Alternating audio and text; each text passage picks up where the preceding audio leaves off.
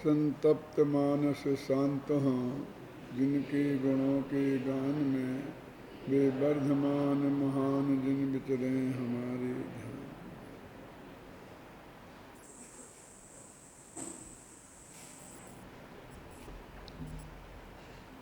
समय सार परमागम की 49वीं गाथा चल रही है, जिसमें अनिर्दिष्ट संस्थान संबंधी 4 बोलों की चर्चा की। अब उसके आगे जयसेनाचार्य भी इसका जो अर्थ करते हैं वो बिल्कुल अलग तरह से करते हैं। क्या कहते हैं देखो, वो कहते हैं संस्थान नामक जो नामकरण है उससे रहित है भगवान आत्मा। 6 प्रकार के जो संस्थान है ना, वो संस्थान इस भगवान आत्मा में नहीं है, इसलिए ये अनिर्दिष्ट संस्थान है, ऐसा जयसेनाचार्य कहते हैं। और इस बात की पुष्टि आगे जो गाथाएं आने वाली हैं उनमें आत्मा को गुणस्थान मायना स्थान से रहित कहा गया है, वहाँ संस्थान से भी रहित कहा गया है। तो इन दोनों का एक ही अर्थ हुआ। फिर भी वो ऐसा कहते हैं। देखो अपन पढ़ें, आपका पेज नंबर निकालिए 414 समय सार अनुशीलन।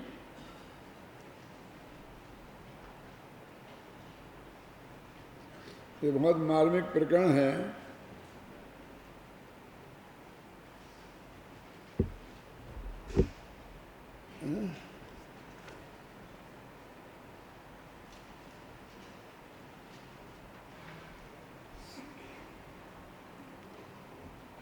ये भाग्य से उन लोगों को ही प्राप्त हो रहा है जो शिविर में के बाद यहाँ रह गए हैं, और विद्यार्थियों को उस वक्त तक नहीं आ पाई यहाँ तक अपनी चर्चा।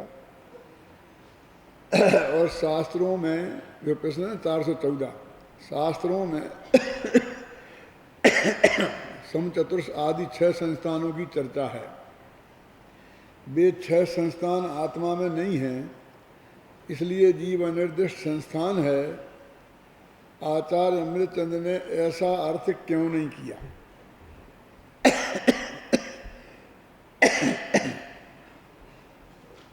ऐसा अर्थ आगे की 50वीं गाथा में किया गया है।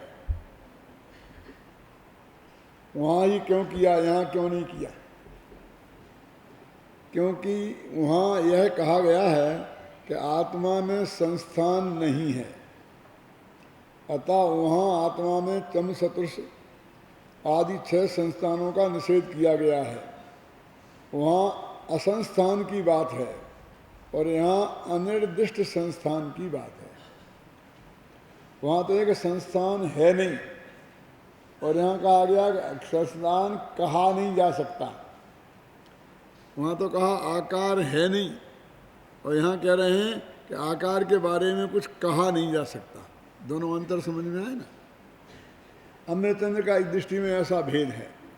कहे जाने के निषेध की बात है एक, जो वहाँ संस्थान के निषेध की बात है, और यहाँ संस्थान के बारे में कहे जाने के निषेध की बात है। समझे ना? ये साहब आप वहाँ जाएंगे तो ये कह नहीं जाऊँगा ये, और अभी मैं नहीं कह सकता। इन दोनों का एक अर्थ है। क्यों? क्योंकि पहले में तो बात नक्की है कि नहीं जाऊंगा, और दूसरे में जाने और नहीं जाने के मामले में अभी कुछ निश्चित नहीं है। जाऊंगा तो कब जाऊंगा, कैसे जाऊंगा, वो सब बातें बाद की हैं। ये दोनों में अंतर है। अब प्रश्न कि आचार्य जयसेन ने तो इसी गाथा में समचतुर्ष आदि 6 संस्थान रहित ऐसा अर्थ किया है। देखो, आपको बिल्कुल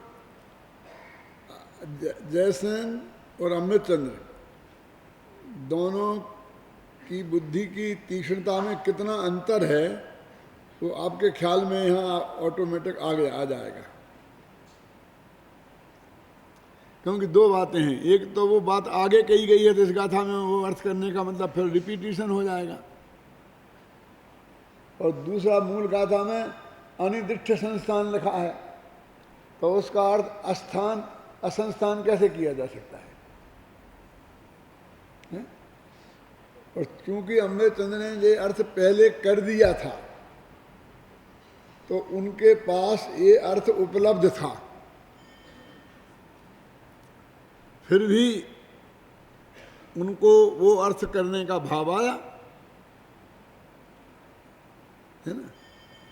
अब इसमें हम जो कुछ आपको और हमें समझना है वो समझें हम, अधिक मैं इस बारे में कुछ नहीं कहूँगा। देखो, उत्तर किया है तो अच्छा ही किया है, पर उन्होंने आगामी 50वीं गाथा में असंस्थान का भी यही अर्थ किया है। जयसेन ने असंस्थान और अनिर्दिष्ट संस्थान दोनों का एक ही अर्थ किया है, और अमरचंद्र ने दोनों के अलग अलग अर्थ किए हैं। बात समझ में आ रही ना? ज़्यादा कमेंट्री में इस वक्त नहीं करना चाहता हूँ क्योंकि दो आचार्यों का मामला है ना। लेकिन बात का अंतर तो हमें समझना ही पड़ेगा ना। तो दो तरह से अर्थ किया है ना, क्यों?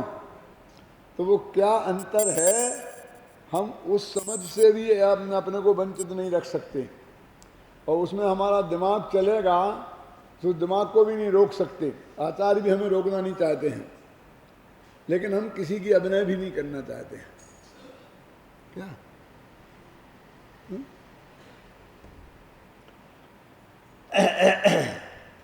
आप दोनों में से किस अर्थ को प्रमाण मानते हैं? सामने वाला थोड़ी आसानी से छोड़ता है आपसे। आजकल के जो पत्रकार हो गए ना, वे बाल की खाल उखाड़ करके और कुछ ना कुछ ऐसा कहलवा लेते हैं और फिर तहलका मचाते हैं। क्या कि ये उनको नहीं मानते हैं, इन आचार्यों को मानते हैं, उन आचार्यों को नहीं मानते हैं, ये नहीं करते हैं, वो करते हैं। फिर ये प्रतियोगिता शुरू हो जाती है कि ये महान है और ये महान है, उनकी महानता बताई जाने लगती है।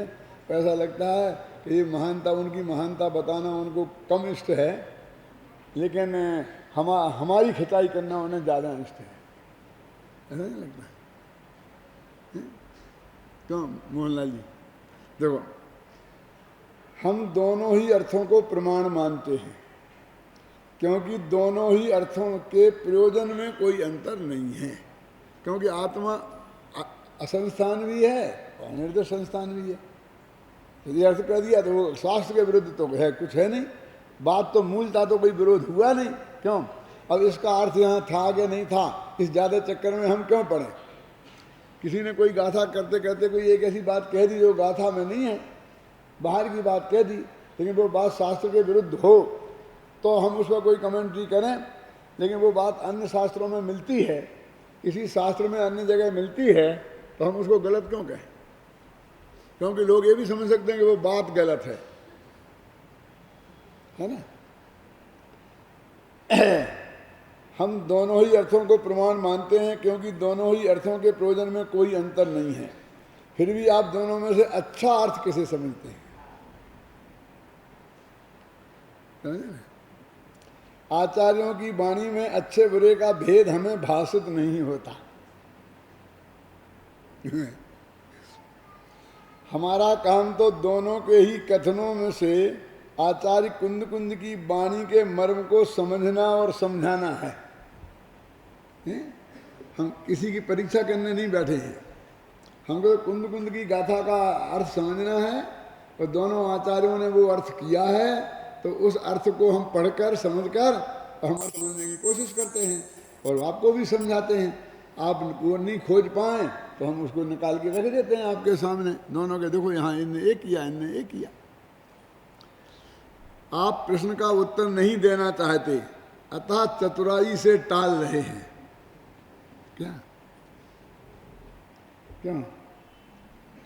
अरे भाई, इसमें चतुराई की क्या बात है? हम भावलिंगी संतों में ऐसा भेद कैसे कर सकते हैं?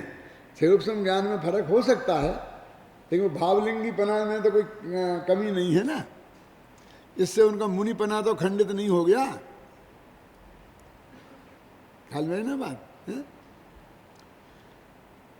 हमारा काम तो इतना ही है कि हम विभिन्न विशेषणों के जो विभिन्न अर्थ प्राप्त होते हैं उन्हें पाठकों के समक्ष प्रस्तुत कर दें, बस खत्म। कि वहाँ ये मिलता है, यहाँ ये मिलता है, क्यों? हमारा इतना ड्यूटी है, अनुशीलन इसका नाम है। समझ में है ना? जब तक उनमें कोई ऐसा अंतर ना हो कि जिससे सैद्धांतिक मतभेद खड़ा होता हो, तब तक उनके संदर्भ में कुछ भी टिप्पणी करना अनावश्यक ही नहीं, अनर्गल चेष्टा है। समझ में ना? मतलब सैद्धांतिक अंतर होगा तो बात कुछ कहनी पड़ेगी, ख्याल में है ना? वो भी अत्यंत विनम्र भाषा में, उनकी मर्यादा रखते हुए, ख्याल में है ना? लेकिन जब तक सैद्धांतिक मतभेद नहीं है तो कुछ भी टिप्पणी करना कि ये अच्छा है वो बुरा है, समझदारी का काम नहीं है, अनर्गल चेष्टा है। हम उसकी जांच करने नहीं बैठे हैं कि आचार्यों ने किसने सही लिखा किसने गलत लिखा। हम परीक्षक नहीं हैं, हम तो आचार्यों के द्वारा वस्तु का स्वरूप समझना चाहते हैं। तो इस तरह से अनिर्दिष्ट संस्थान के चर्चा समाप्त होती है। अब जो असली विशेषण है एक बहुत महत्वपूर्ण है, अव्यक्त।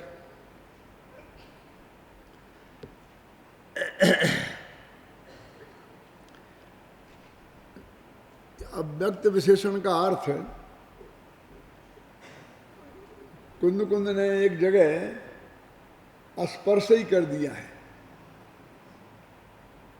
और दूसरी जगह अलग किया है, स्पर्श को ऊपर से ले लिया है, क्योंकि स्पर्श शब्द मूल गाथा में नहीं है। अरसमरूप मगंधम अव्यक्तम चेतना गुण मसद्दम जान अलंगा गहणम जीवो अनुदष्ट संस्थान। ख्याल में है ना? यहाँ जो अव्यक्त शब्द के 6 अलग अर्थ किए हैं।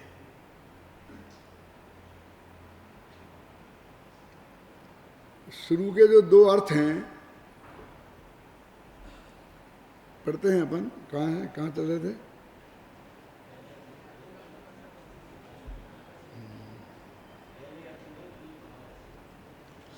पहले अर्थ में गेय भावों से और दूसरे अर्थ में भावक भावों से भिन्नता बताई गई है। आपको याद होगा कि 31वीं गाथा में गेय भावों से भिन्नता बताया था आत्मा को, और 32वीं गाथा में भावक भावों से भिन्न बताया था आत्मा को। गेय भाव माने होता है 6 द्रव्य जो आत्मा के जानने में आते हैं, और भावक भाव का मतलब होता है वो राग मोह राग द्वेष के परिणाम, विकारी भाव आत्मा के। तो सीधा सच है, वर्णादि अरु रागादि ते निज भाव को न्यारा किया। ये वर्णादि और रागादि से भिन्नता की बात है ना? अब इसी को उनने कहा 6 लोक व्यक्त हैं, 6 द्रव्य जो हैं, 6 द्रव्यमयी लोक व्यक्त हैं।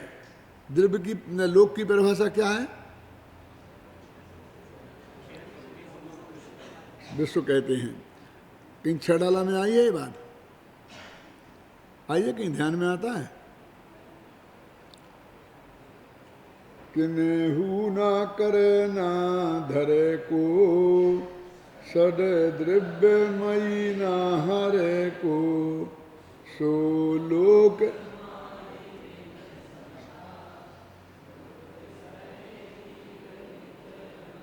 हमारी बात तो यहीं खत्म हो जाती है कि सो लोक, क्यों? लोक की परिभाषा खत्म हो गई अस्थि से और नास्ति से।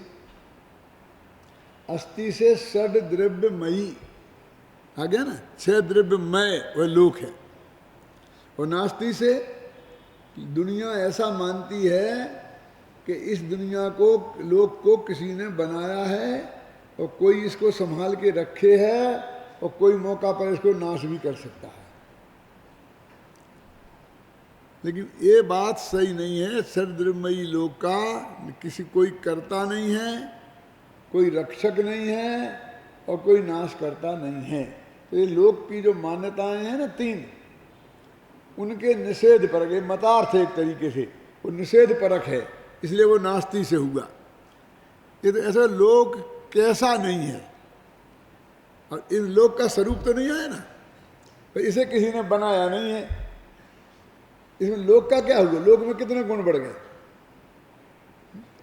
ये रूमाल कैसा है कि एक तो मुझे इसे किसी ने दिया नहीं है, दूसरा मैंने इसकी चोरी नहीं की है, और तीसरा मैंने इसे पैसे से खरीदा है। इसे क्या लेना देना है इन तीनों बातों से इससे? ये रूमाल का स्वरूप कहाँ आया इसमें? क्यों? किसी ने दिया है कि नहीं दिया है, चोरी तो नहीं की है, पैसे से खरीदा है, इसमें इसका स्वरूप बताओ ना कि रूमाल क्या है। क्यों? तो ये कपास के ताने वाने का एक पिंड है, स्कंध है पुद्गल का, ये बताओ ना। तो ऐसी बात हुई ना, किन्हू न करे न धरे को न हरे को। लेकिन वो लोक में वो मान्यता इतनी जबरदस्त है क्या कि उसकी चर्चा करना दौलत राम जी ने बहुत जरूरी समझा। असली परिभाषा तो क्या है? षड्द्रव्यमयी है ना। अब देखिए दौलत राम में भूजादास में क्या अंतर है, ये भी आप थोड़ा बता देता हूं, थोड़ा भूजादास को। चौदह राजू तंग नभे लोक पुरुष संठान, खत्म। आगे की बात थोड़ी करना, लोक का स्वरूप तो खत्म हो गया ना कि 14 राज ऊंचा है और पुरुषाकार है। अब जो उसके आकार पे चले गए, बोलो क्यों? समझे ना? अब ये आकार बताने लगे लोक का कैसे आकार है और कितना ऊंचा है, कितना गहरा है, कितना लंबा चौड़ा है। क्यों?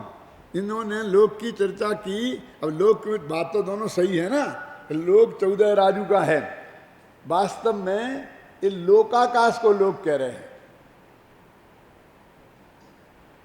क्यों? समझ में आया कि नहीं आया? लेकिन लोक भावना में अकेले लोकाकाश को लेना है कि 6 द्रव्य को लेना है।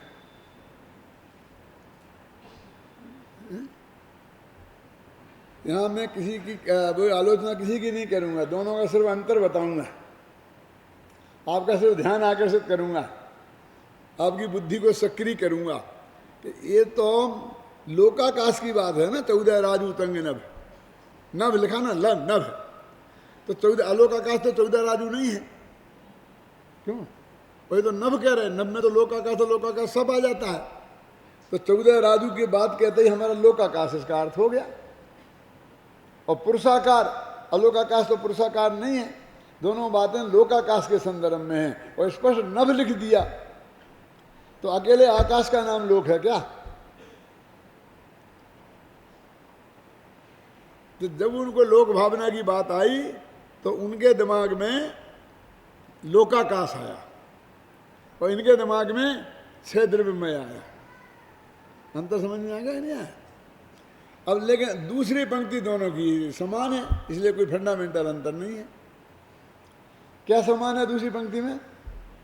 कि ऐसे लोक में 14 राजू उतंग नव लोक पुरुष संठान और जामे जीव अनादिते भरमत है विज्ञान। और उसमें क्या कहा? षड्द्रव्यमयी न हरे को सो लोक माही, निट को जाने बिना ये जीव संसार में घूम रहा है। तो फंडामेंटल की बात तो इनमें अंतर तो आया नहीं कि संसार में सुख नहीं है। क्यों? लेकिन दोनों को अंतर को तो समझना पड़ेगा ना। मैंने 12 भावना अनुशीलन एक किताब लिखी है, 150 पेज की है। तुम लोगों ने नाम तो सुना ही होगा, देखी नहीं होगी तो, है ना? वो पढ़ने लायक है। उसमें 2000 वर्ष में जितनी भी 12 भावनाएं लिखी गई उन सबको तो हम नहीं समेट सकते थे क्योंकि बहुत हैं। लेकिन उसमें हमने इस दृष्टि से विचार किया कि स्टाइल कितनी कितनी है। स्टाइल का मतलब क्या? एक ही लेन पे यदि 1000 भावनाएं लिखी गई तो हमने एक ही भावना से काम चला लिया, उनको हर एक का उल्लेख नहीं किया। लेकिन यदि स्टाइल बदल गई तो उस भावना का उल्लेख अलग किया। बदल गई माने कैसे?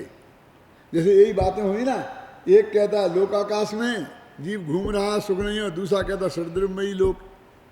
समझ गए ना। ऐसे संसार भावना में कुछ लोग संसार भावना में और लोक भावना में अर्थ ही नहीं समझते। संसार माने वही संसार में जीव घूम रहा है अनादिकाल से, तो संसार माने तीन लोग, और आत्मा का विकारी परिणाम है संसार, समझे ना।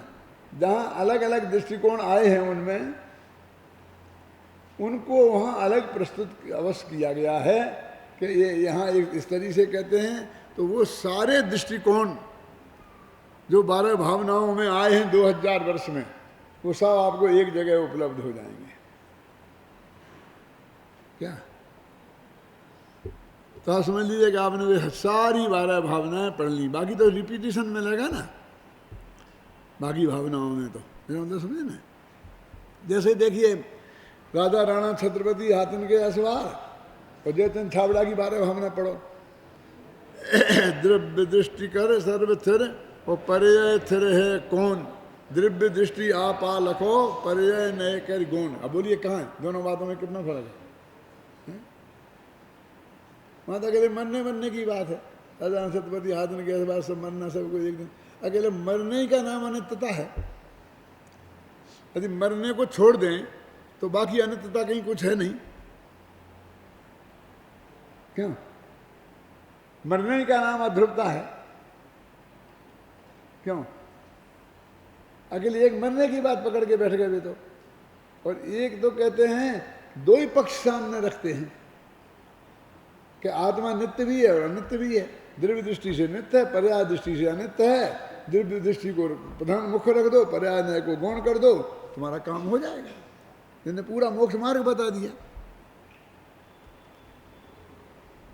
जब आज से 40 साल पहले हमने ये बालबोध पाठमाला बनाई, तो हमने उसमें राजा, पहले हर जगह राजा राणा ये बाली भावना भूजा दास जी की ही रखी जाती थी, तो सबको यही कंठस्थ थी।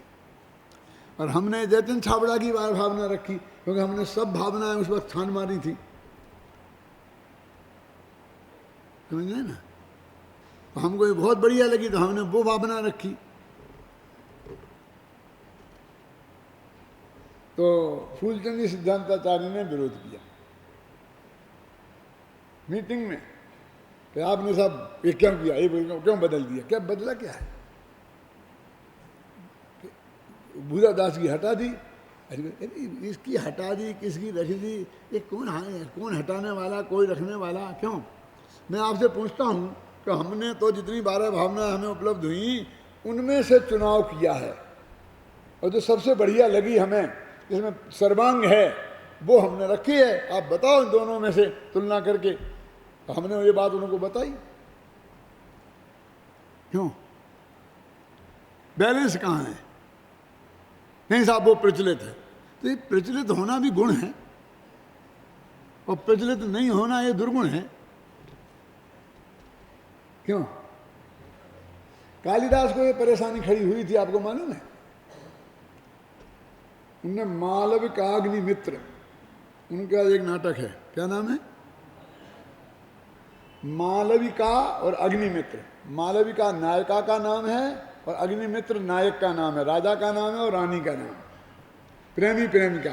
कौन? मालविका और अग्निमित्र, उनका पूरे नाटक है। बहुत कम प्रचलित है, ये शकुंतला वगैरह ज़्यादा प्रचलित हैं। तो उसमें लिखना पड़ा उनको, पुराण मित्यैव साधु सर्वम। क्या लिखा कि वे नए नए कवि थे और पुराने कवि थे, तो सब लोग कहते थे अरे क्या बेकार बेकार बेकार बेकार नहीं। उनका देखो भास का, देखो हासो भाषा, भास कवि, हास रस कितना महान है उसमें ये है। तो कालिदास को कहना पड़ा, कहना नहीं चाहिए था, कहना ना पड़े किसी लेखक को, बहुत अच्छी बात है, लेकिन कहना पड़ा ये भी बहुत दुख की बात है कि उनने कहा ये नहीं, उन्हें ये कहना पड़ा, ऐसी परिस्थितियां पैदा की गई, ये दुख की बात है। उन्हें कहना पड़ा कि भैया सब बातें पुरानी अच्छी नहीं होती। क्या? पुराण मित्यैव न साधु सर्वम। पुरानी चीज सब जगह अच्छी होती है और नई चीज बुरी होती है। ये कहाँ से, कौन सा सिद्धांत है? व्यक्तियों को नए और पुराने के आधार पर निर्णय नहीं करना चाहिए। वस्तु को देखकर बिना काल का विचार किए, दोनों वस्तु रखो, कौन लेखक है इसका विचार किए बिना, और फिर निर्णय करो कि कौन अच्छी है और कौन बुरी है। करना है तो नहीं तो क्या है कोई चीज, क्या सब नई चीज बुरी नहीं होती, सब पुरानी चीजें अच्छी नहीं होती। इसका मतलब पुरानी भी अच्छी होती हैं, कुछ नई भी अच्छी होती हैं, कुछ पुरानी भी खराब होती हैं, कुछ नई भी खराब होती हैं। सज्जन लोगों की ड्यूटी तो ये है कि गुण दोष के आधार पर निर्णय करें, व्यक्ति और नए और पुराने के आधार पर निर्णय ना करें। ये कालिदास को लिखना पड़ा। कैसी परिस्थिति रही होगी जब उनको ये लिखना पड़ा होगा।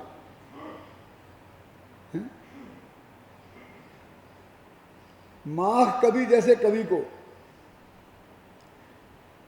जो सबसे महान कवि माना गया, उपमा कालिदासस्य भारवे अर्थ गौरवम दंडिनः पद लालत्यम माघे संति त्रयो गुणः। कालिदास की उपमा बढ़िया है। भारवी का में अर्थ गौरव, माने थोड़े में बड़ी बात कह देना, छोटे कम अक्षरों में ज्यादा बड़ी बात कह देना, ये भारवी में अर्थ गौरव है। और दंडी कवि जो है ना, उसमें पद लालित्य, बहुत बढ़िया पदावली है उनकी, सुंदर। और माघे संति त्रयो गुणा, माघ में तीनों गुण हैं, ऐसी प्रशंसा की। उस माघ कवि को भी लिखना पड़ा। क्या लिखना पड़ा बोलो, कौन बताएगा? कालम हियम निर्वधि विपुला च पृथ्वी। ये कोई यहाँ की गप्पे नहीं मार रहा हूँ, तुम्हारे विद्यार्थियों के बहुत काम की चीजें हैं ये। क्या नाम, नोट लिख लेना। कालम हियम निर्वधि विपुला च पृथ्वी। क्या अर्थ है इसका? काल अनंत है, निर्वधि, कालम ही निर्वधि अनंत है, और विपुला च पृथ्वी, पृथ्वी बहुत बड़ी है। इसमें क्या हो गया ऐसा? कौन सी गजब की बात लिख ली जो आपने समय सार की गाथाओं के बीच में इसको डाल दिया? क्यों पुरुषोत्तम बाबू, क्या गलत गजब, क्या है इसमें? काल अनंत है हम नहीं जानते हैं, और पृथ्वी बहुत बड़ी है हम नहीं जानते हैं। जरा प्रसंग को देखो तो इसका अर्थ समझ में आएगा, वैसे नहीं आएगा। वो कहते हैं कि मैं बहुत बढ़िया काव्य लिख रहा हूं, लेकिन दिक्कत यह है कि राजा लोग, प्रभावशाली लोग हैं, पैसे वाले लोग हैं, इन्हें तो फुर्सत नहीं है मनने की।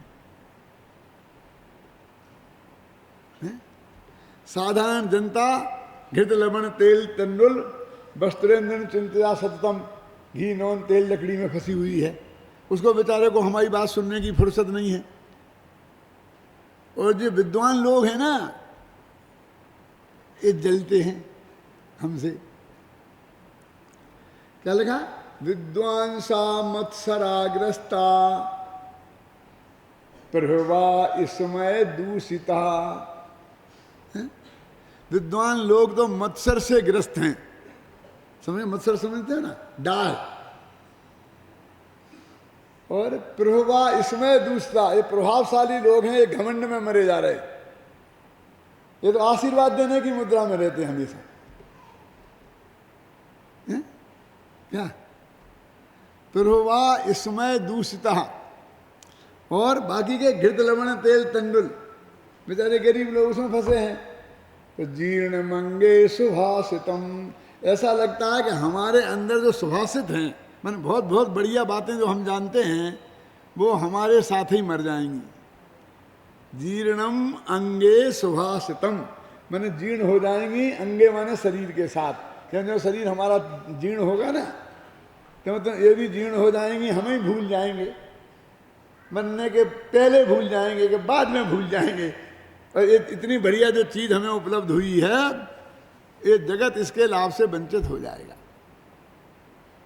जो ये कह रहे कि फिर तुम क्यों लिख रहे, जो तुम ये जानते हो, तो उसके जवाब में वहां कवि ने लिखा कि काल अनंत है, अकेले अभी के लोग मत्सर ग्रस्त हैं। क्यों? ये विद्वान, आज के विद्वान हमसे जलते हैं। आज के प्रभावशाली लोग जलते हैं, भविष्य के विद्वान तो हमसे नहीं जलेंगे ना। टोडरमल जी के जमाने में टोडरमल जी के भी प्रतिद्वंदी तो रहे होंगे ना, क्यों? जलने वाले लोग रहे होंगे ना। अरे उनसे जलने वाले तो ऐसे रहे कि उनकी जान भी नौबत आ गई। वो जलने वाले ही लोग थे, और उन लोगों में अकेला श्याम तिवारी नहीं था, अजैनी नहीं थे, जैनी भी थे। बताऊं जैनी कौन थे? एक किताब है जो गवर्नमेंट ने छपाई है, बुद्धि विलास उसका नाम है, बखतराम शाह की किताब है वो, जो टोडरमल जी के मरने के 3 साल बाद लिखी गई। वो बखतराम शाह बुद्धि विलास किताब का नाम है ना। जिस आदमी ने लिखी वो टोडरमल जी का समकालीन था, प्रतिद्वंदी विद्वान था, वो 20पंथी विद्वान था सामने वाली पार्टी में, मंत्र तंत्रवादी। तो उसने ये लिखा है उस किताब में, उसकी पंक्तियां मैं बोल के सुनाऊं आपको। गुरु तेरह पंथन को धर्मी, टुगडर मल्ल नाम साहमी। तेरह पंथियों का गुरु, जैनियों का नहीं, टोडर मल्ल नाम का साहूकार, धर्मात्मा। गुरु तेरह पंथन को धर्मी, टोडर मल्ल नाम साहमी। भूप ताहि मार्यो क्षण माही, गाड़ो माध्य गंदगी ताही। उसको राजा ने एक क्षण में मरवा दिया और गंदगी में गड़वा दिया। ये लिखा, ये कब लिखा? 1827 में। टोडरमल जी कब मरे? 1824 में, 3 साल बाद ही। बहुत ताजी घटना है, उस आदमी ने अपनी आंखों के सामने देखी थी। और फिर जो लिखा है वो गजब का है कि हे भव्य जी, वो तुम जानते हो ये टोडरमल जी क्यों मारा गया? क्योंकि ये मंत्र तंत्र का विरोध करता था। समझे ना? ये देवी देवताओं का विरोध करता था, उन्हें पूजने को मना करता था। समझ गए आप? वो सारी बातें लिखी जो तेरापंथियों की हैं, इसकी वजह से मारा गया। यदि तुम चाहते हो कि तुम नहीं मारे जाओ तो तुम मंत्र तंत्र की साधना करो, देवी देवताओं को पूजो। ये सब लंबा चौड़ा उपदेश उसने उसके बाद में दिया। माने उसे भी बहुत खुशी भई थी कि चलो हमारा एक प्रतिद्वंदी खत्म हो गया। तो टोडरमल जी से भी जलने वाले बहुत थे। आज का ज़माना तो बहुत अच्छा है, इस लेवल के जलने वाले नहीं हैं, और होंगे तो इस लेवल की उनकी कसाय नहीं है। और कसाय होगी तो ऐसा मूर्ख कोई राजा नहीं है कि जिसे भड़का करके वे गंदगी में मरवा के गंदगी में गलवा दें। परिस्थितियां वैसी नहीं हैं, कसाएं वैसी हो सकती हैं। तो ये बात उसने लिखी, क्या लिखी कि बहुत आगे भविष्य में आएगा। अब आज टोडरमल जी लिख के गए मुख्यमंत्री का शक, तो नहीं लिखते तो आज हम क्या करते? अरे भविष्य बहुत बड़ा है, इसको पढ़ने वाले बहुत मिलेंगे। क्यों? वो माँ कभी कहता है मेरे काव्य में दम होगी तो भविष्य बहुत बड़ा है, इसको पढ़ने वाले बहुत मिलेंगे। मैं चिंता नहीं करता हूं अभी कोई नहीं है तो। वो पृथ्वी बहुत बड़ी है, यहाँ नहीं मिलेंगे, जयपुर में नहीं मिलेंगे तो जोधपुर में मिलेंगे, जोधपुर में नहीं मिलेंगे तो बम्बई में मिलेंगे, बम्बई में नहीं मिलेंगे तो आप समझिए ना अमेरिका में मिलेंगे। अब अर्थ समझ में आया ना? कालो ही यम निर्बधी विपुला च पृथ्वी, इस शब्द का अर्थ समझ में आया कि नहीं? काल अनंत है और पृथ्वी बहुत बड़ी है। सामान्य तरीके से लगता है साधारण सी बात कही है, लेकिन जब आगे पीछे का प्रकरण पढ़ो और जिस प्रकरण में उस कवि ने ये बात कही है ख्याल में आई ना, तब आपको उसका अर्थ ख्याल में आएगा। इसलिए भाई ये लिखना कोई एक काल के लिए थोड़ी होता है। अकेले सामने वाले हैं, बोलना एक समय के लिए हो सकता है, लेकिन भाग्य की बात आज तो ऐसी है कि बोलना भी अकेले तुम्हारे लिए नहीं हो रहा है। हो सकता है सारे देश में कितने लोग सुन रहे हैं, 1600 सुन रहे, कितना सुन रहे, उनके लिए भी है। टीवी पे जाएगा तो फिर हजारों लोग सुनेंगे, उनके लिए भी है। कैसेट और सीडी बन गई और आप ले जाओगे तो कल भी सुनोगे, परसों भी सुनोगे, लंबे काल के लिए।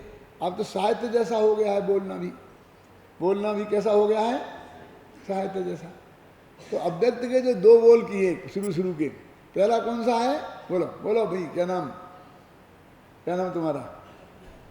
गप्पूलाल। बोलो भाई गप्पूलाल, मारो एक आध गप। अरे गे भावों से भिन्न। गे माने समझे सारी दुनिया, छह द्रव्य। ये लोक, छह द्रव्यमयी लोक है व्यक्त, और उससे भगवान आत्मा है जुदा, इसलिए वो है अव्यक्त। अव्यक्त का एक अर्थ ये। और दूसरा, रागादि भाव हैं व्यक्त, भावक भाव हैं व्यक्त, और ये भगवान आत्मा उनसे भिन्न है, इसलिए है वो अव्यक्त। अब तीसरे बोल की चर्चा अपन कल करेंगे। 36 मिनट।